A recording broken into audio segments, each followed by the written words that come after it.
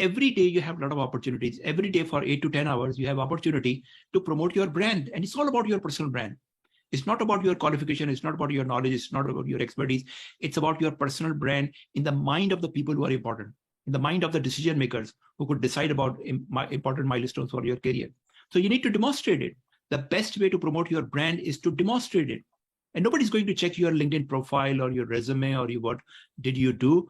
The only opportunity you have, which is most effective opportunity, is when you are interacting with those people, try to demonstrate your knowledge and expertise. Using the vocabulary, it's very simple, but it's a very powerful way. When you use the strategic terms, often people have started to see you as a strategist without you demonstrating of accomplishing any strategic project, simply by using vocabulary.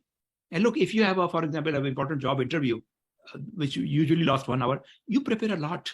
You want to demonstrate your best by telling the best things, the best stories and best expertise you want to demonstrate.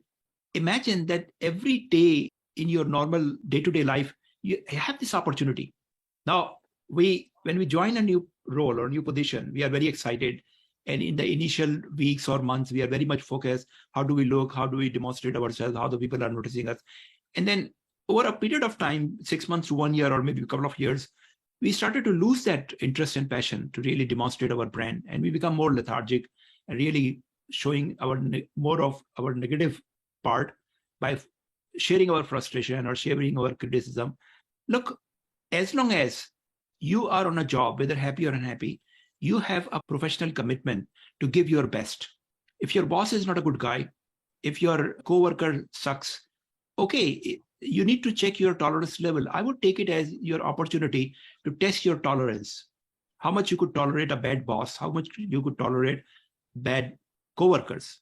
But if you reach to a level where you say that I cannot tolerate my boss, or I cannot tolerate my coworkers, leave the job. Don't try to continue doing the job and not really giving back your best.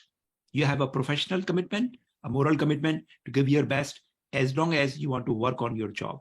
If it goes beyond your level of tolerance, leave the job. But this is not fair to really continue a job and criticizing the employer, criticizing your boss, criticizing your coworkers. It is your test. We are not living in a perfect world.